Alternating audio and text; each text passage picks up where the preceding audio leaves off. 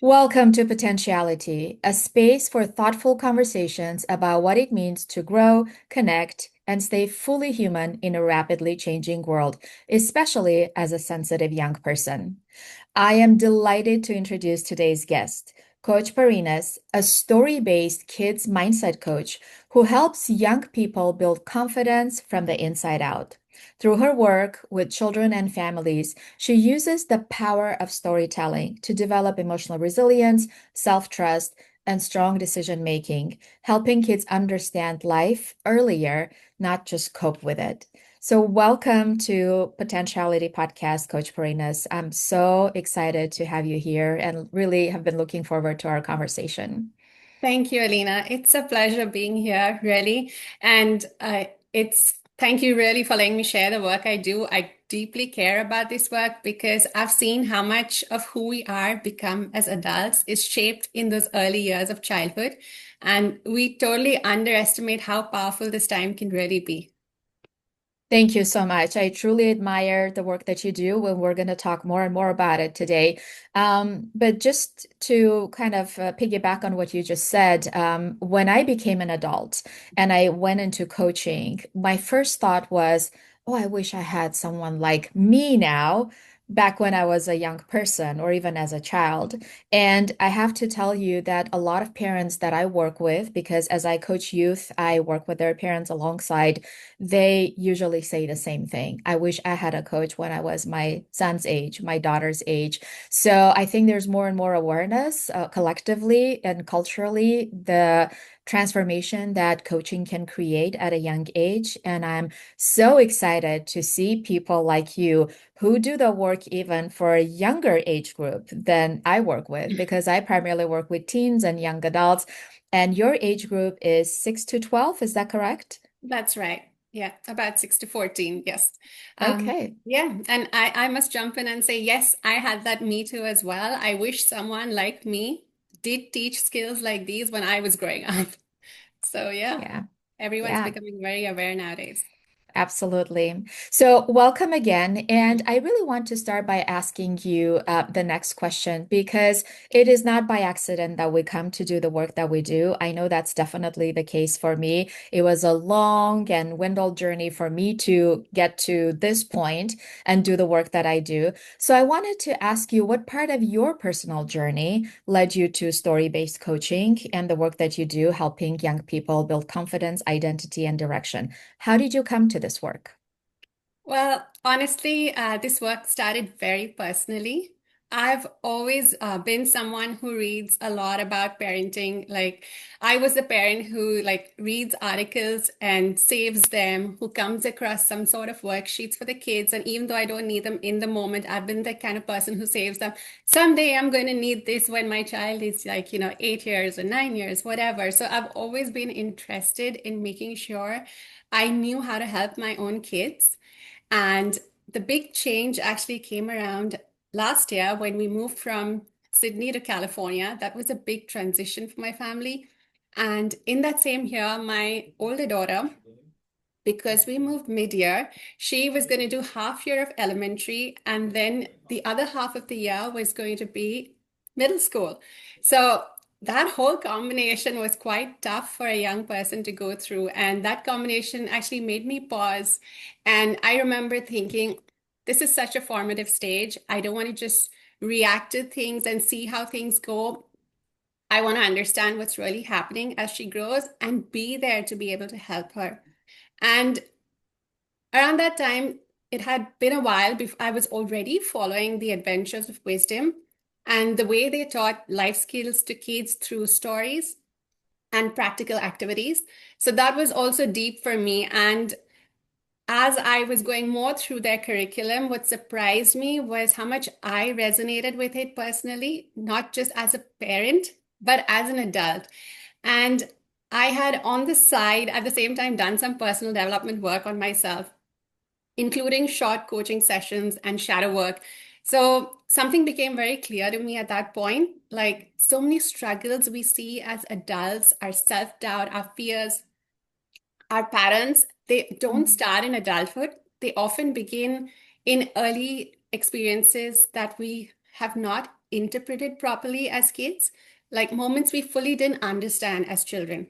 And I remember thinking, what if we could give children the right interpretations early on?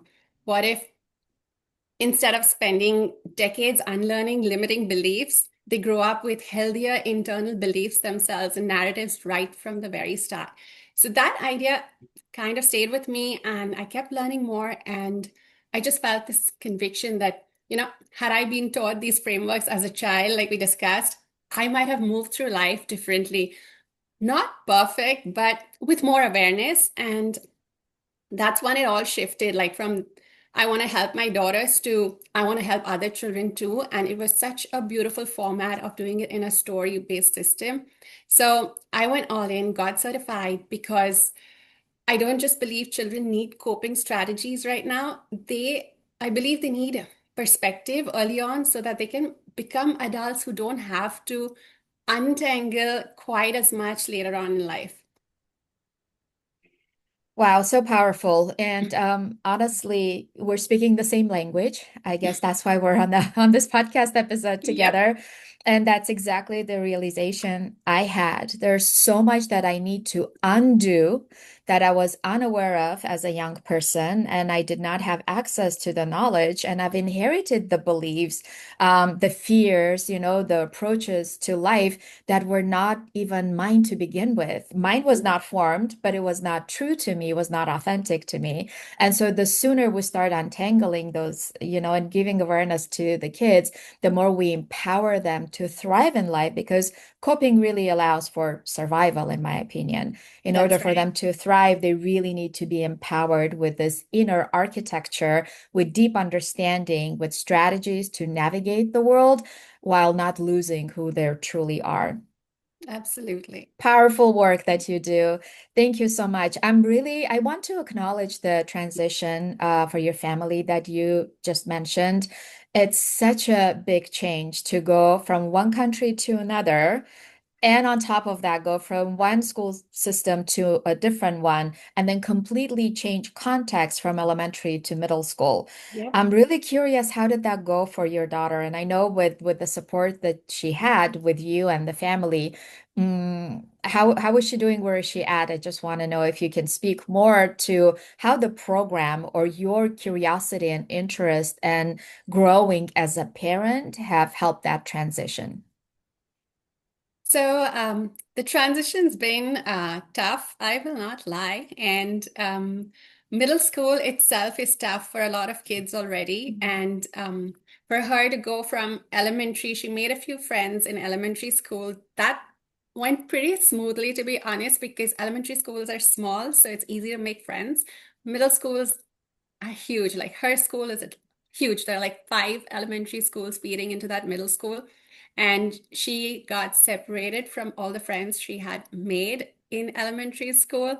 So, wow, that was tough for 11-year-old, but she's coped with it. We've had hard days, but with the story-based coaching, we're going through stories and things are not like very personal, like you need to be like this. It's more like, giving her situations that she's been in or situations she could be in the future and just discussing them out, preparing her mentally that this is how you react if this happens.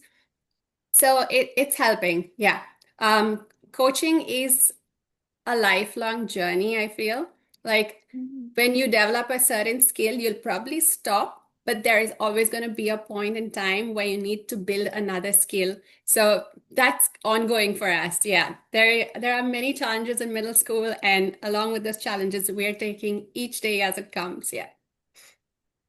Thank you so much for sharing that very personal story. I know my ultimate goal is to create almost a pathway where young people learn how to self-coach, to some degree in those difficult situations when they don't know what support is even the right one for them, to really Mhm. build that capacity. And like you said, coaching is an ongoing journey. And I want to ask you, like, you use storytelling, which is such a powerful way for humans to learn. But in the work that you do, you use it as a developmental tool.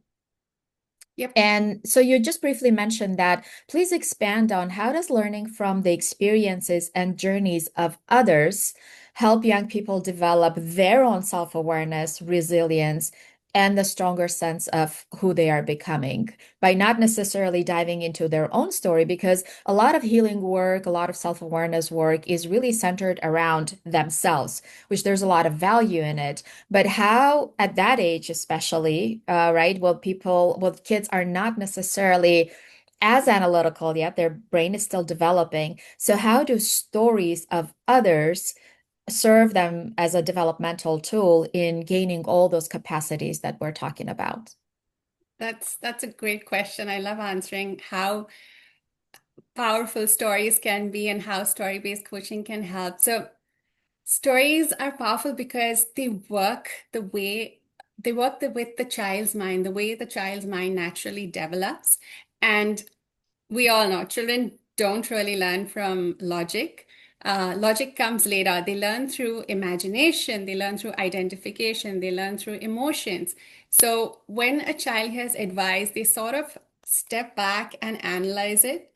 But when they hear a story, they step inside it. They see the character, they feel what the character feels, they start wondering, what would I do in that situation? And that's why stories become sticky, they stick with you. And think about it, like even us as adults, we forget lectures very quickly, but we remember stories from our childhood, even decades later. If our parents wanted to teach us not to lie, they probably said, don't lie, lying is bad. And we probably, as adults now, don't even remember them saying that or teaching us that. But when they told us the story about the boy who cried wolf, we remember Mm. that. Like it's been 30, 40 years, and still after all that time, we still remember those stories because they kind of stuck with us. We remember the fear of the boy when the wolf actually came. We remember the villagers ignoring him, feeling that kind of tension, what's going to happen to him.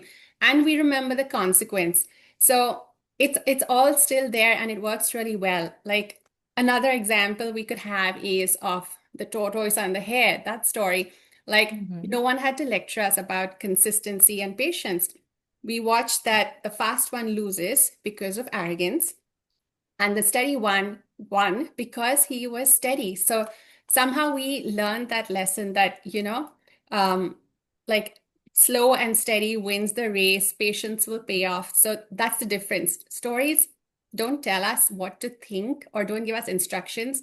They let us experience something Mm. and draw our own conclusion from it. And the fascinating part about all this, and I know you probably agree with this for sure, like neurologically and emotionally, the brain doesn't completely separate a vividly imagined experience from a lived one. So Mhm. when a child enters the story, their heart rate will shift, their imagination gets activated, and they feel that sort of tension and they feel a relief during the conclusion. So the story actually becomes kind of a safe rehearsal for life.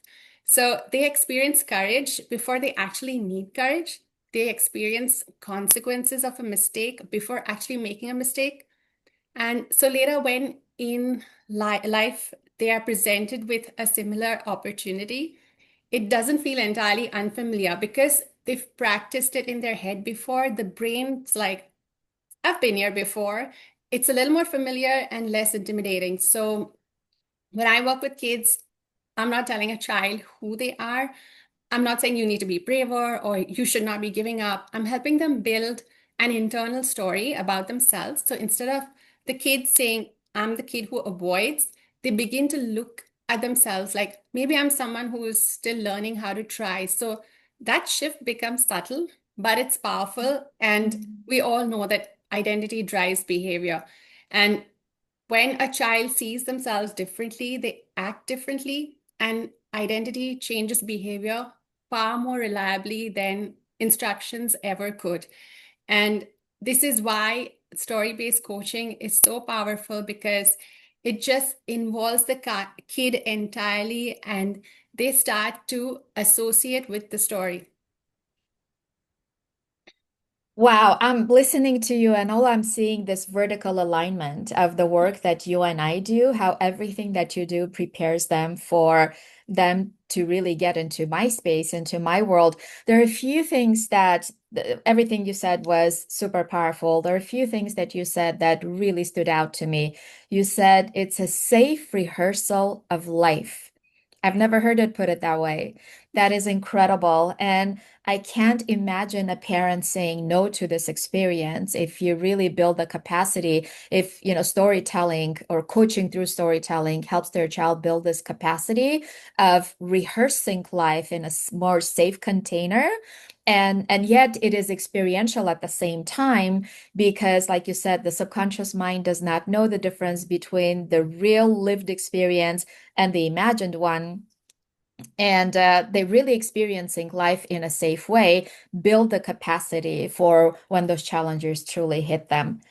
Wow. And yes, identity drives behavior like Oh, nothing yeah. else. And that is really my focus to help young people develop their identity consciously, understanding that a lot of things that they think and believe, the story that we tell ourselves, this is one of the big things in the adult world. What story do you tell yourself? And once we realize that, we come to it even shocks us sometimes. This is so disempowering. And I've been telling this story about myself to myself for 40 years, right?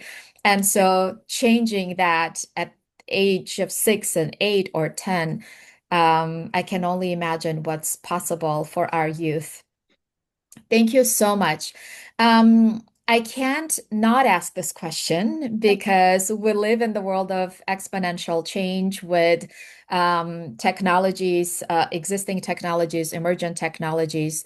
And we are, I think it's a fact that we're raising a generation in constant digital stimulation with technology. So my question is, how can story-based learning offer something maybe that screens fast content, with scrolling that a lot of our youth is very accustomed to, even the age group that you work with, and the information overload in general cannot offer a child of that age regarding emotional development and decision making.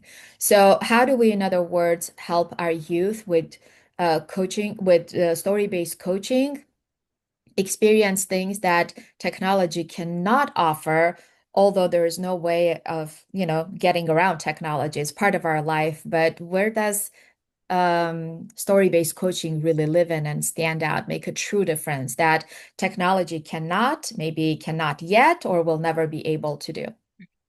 Okay, that is great. Yeah, technology, I'm not entirely against it. It does give children access to connectivity, creativity, and stuff like that. So, yeah, not against it, but too much of it can be an issue. Um, I think to answer your question, let's compare apples to apples and let's think of an example of online story-based coaching. Let's just look at that. All Mhm. right. And so there's nothing wrong in that. There are right now a lot of apps and a lot of videos, even on YouTube, that I've come across, which teach stories of kindness and honesty, everything that we're trying to tackle with story-based coaching. But here's the difference I've noticed. A story only becomes transformative when it's processed, not just consumed, which is what technology does actually, right? And most digital content today, even the good content, is quite fast-paced. It's short, it's visually stimulating, it's audibly stimulating, if audibly is a word, I think it is. Yes, absolutely. Yeah. Yeah. And the resolution comes really quickly. And because it has to be timed, right? And it's also generic because it's online, it's made for everyone, a massive audience. And before the child even finishes watching it, the next video is right back on. There is no pause in that. And meaning actually comes from pausing and reflection. So the story on online media, it just becomes entertainment. And think about it this way, like fast online stories are like fast food. They Mhm. taste good. They're satisfying in the moment, and they might even contain nutrients, but they don't always nourish you deeply. A slow story, the one that's told with a relationship, gives you space to think and talk. It's more like a home cooked meal. It'll take longer. It requires everyone sitting on the table, and it also invites conversation. So it will nourish you differently. And the other differences are probably like I would say stimulation for sure. Stimulation, sorry. Mhm. Many online stories are layered with music and fast edits and dramatic effects, and all that activates excitement. But emotional development does not really happen with excitement. It happens from interpretation of the story. So when a child hears the story slowly, maybe from a parent or a mentor or in a guided setting from a coach, something happens. The parent or the mentor stops. They pause. You ask, what do you think happens next in the story? What do you think? Why do you think this character made this choice? Have you ever been in this situation? What would you do if this happens to you? So that's where the growth actually happens with that reflection. It's not just the story itself, but it's the meaning making around it. And it's also that powerful relationship and the pace at which you're going with the child. You can adjust the story slightly. Like I said earlier, the stories you're watching online are mass produced. It's for everyone, but over here, you can adjust it for the child. You can notice the child's expression. You can gently connect it to their world, like from their own experiences or connect it to your own personal experience. They'll be able to relate to it better. Uh, so a screen will deliver a message, but it cannot guide internal dialogue with the child. It'll provide stimulation, and stories, when processed slowly, will build interpretation. And interpretation is what helps a child make decisions in real life. So, yeah, we just have to be pro conscious storytelling and not anti screen. And if a child watches a story online and then the parent simply says, that was interesting. What did you notice happened in the story? Or what can we do to make the situation better? That one question can actually turn passive viewing into growth because, again, it's not just about hearing a moral, it's about integrating it into the entire and building an entire experience around it. So, that's where I would say the main difference between online consumption versus inhuman consumption would differ. Yeah. That was such a great response, Parinaz. Oh, thank you. I can't imagine it being said any better. And it was a very powerful analogy with fast food and how it provides different type of nourishment. But most importantly, it's the learning is a relational process, right? We can consume information, but unless we process it through reflection and ideally in a relational setting in a relevant way, that's something that is meaningful to us in this moment, then the lessons are not going to stick. For Yep. sure. And that's really the point of structuring it the way you work and using technology as a tool, maybe just to provide that information and the story in an entertaining way, because it's even more catchy for younger kids, but then the actual work really needs to happen in a relational dynamics. Yep. You need reflection. Yes. Wow, amazing. So, with that, I really want to ask you that in today's world, parents often feel unsure how to talk to their children about emotions, challenges, or sometimes even life choices. And I know in some cultural aspects, in some cultures, it's more prevalent than others, particularly in my culture. Emotions were taboo. I grew up without knowing how to talk about emotions because they were never talked about. This is not to blame anyone, but just the cultures are different. And so I wonder, how can stories become maybe a safe bridge for those conversations when it is awkward, or the as parents we're not really used to talk about emotions because we were never taught how to do that when we were younger. Yep. So, well, for most common things we hear from parents is, my child won't talk to me. And Mhm. often it's not the willingness to talk, it's the emotional exposure. So direct questions feel like pressure, right? Even as adults, if someone were to ask you a direct question, it's like, why are you questioning me? There's like a whole spotlight on you and there's a lot of pressure. So stories remove that kind of pressure because now the parent and the child are standing beside each other on an equal platform and they are looking at the situation together from the outside. And a parent in that situation can then ask, what do you think the character tried to avoid? Or what do you think should happen? Like, how should you handle this situation? And the child will actually answer honestly because now they're speaking about the character, not themselves, but they are actually revealing themselves. So Mhm. stories allow guidance without confrontation. And just a tip, it honestly doesn't have to be a story from a book or a library or something. You can even make one up if you want to talk to your child.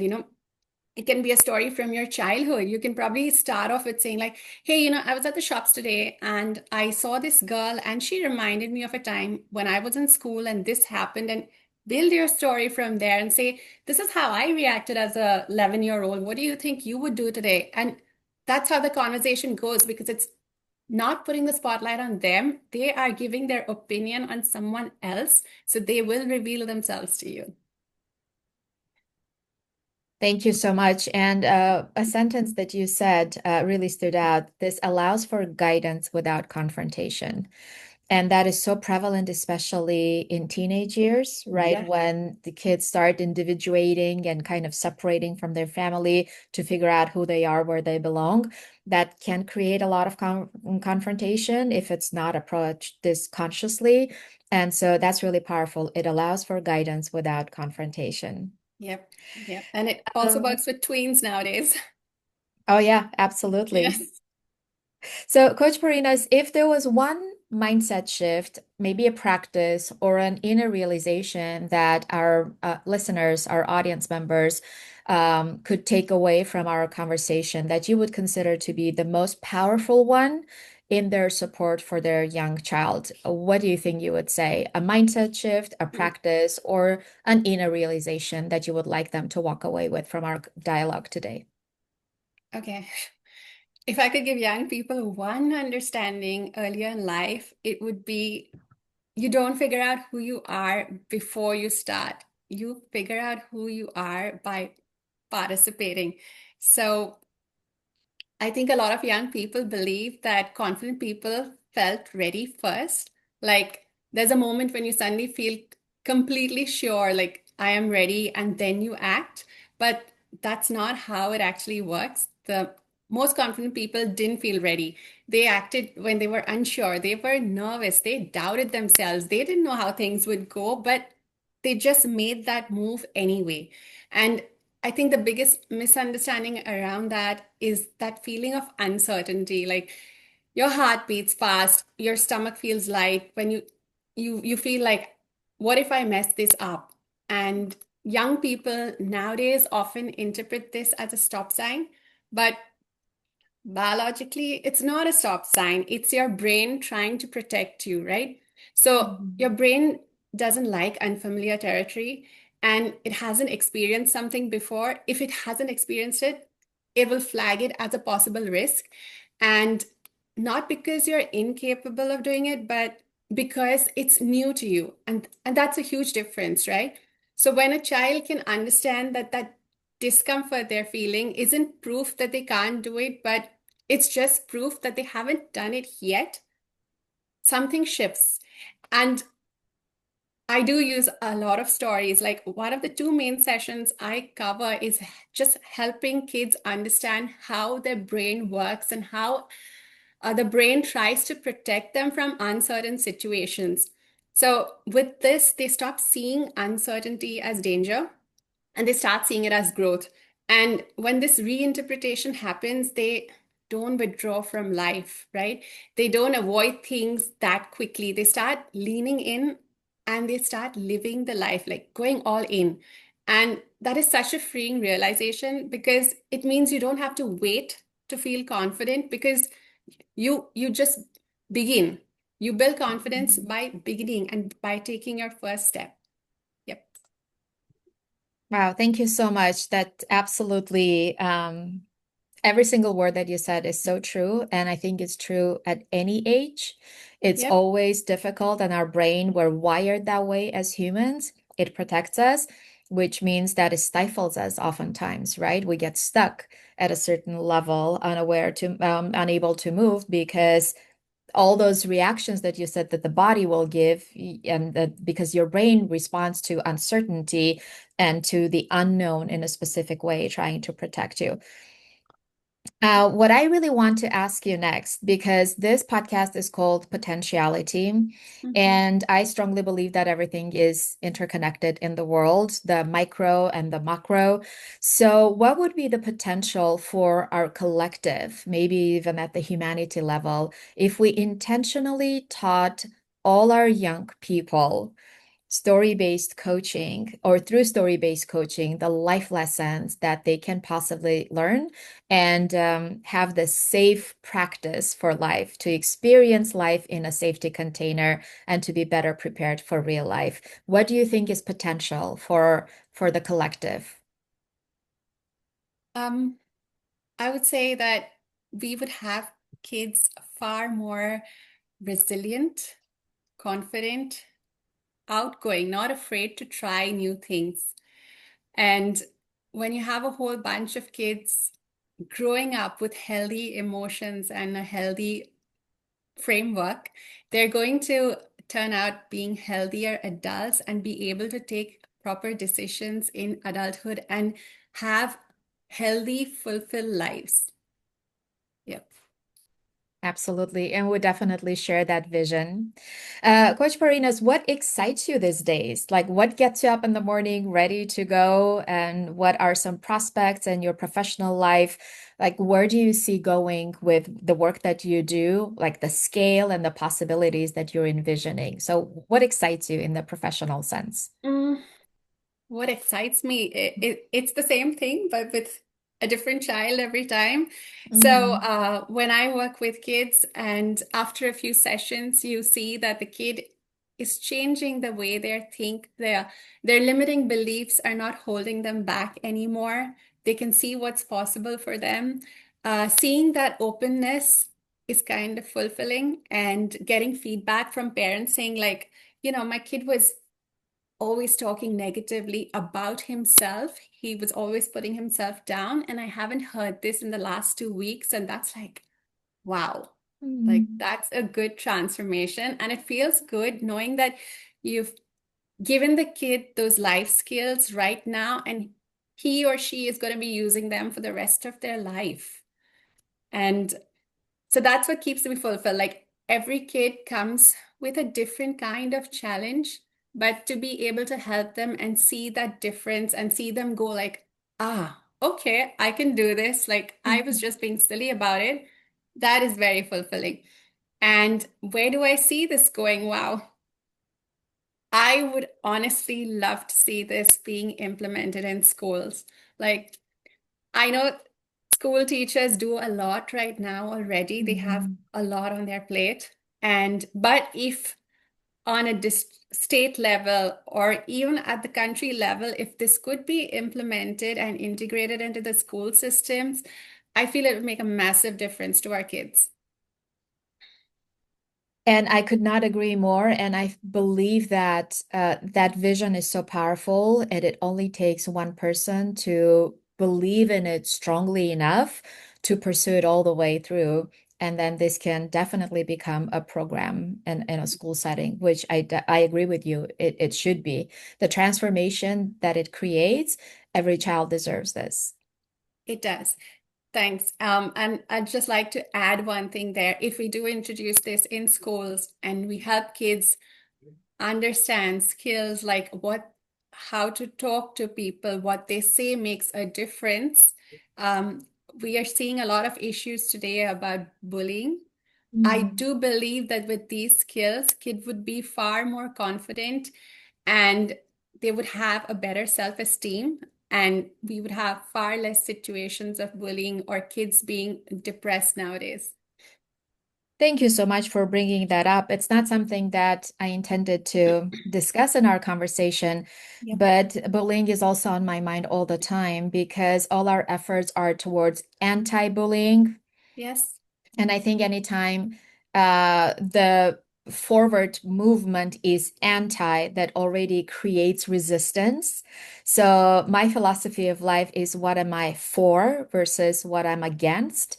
And if we were to really help people understand what the root cause is of bullying and teach them those skills and those capacities and really help that child change their behavior at the most fundamental level, we never have to go anti against Yeah. them, fighting, suppressing bullying, pushing it out of our society. There are deep causes for bullying to be present in the first place, but we don't necessarily address them at that root level.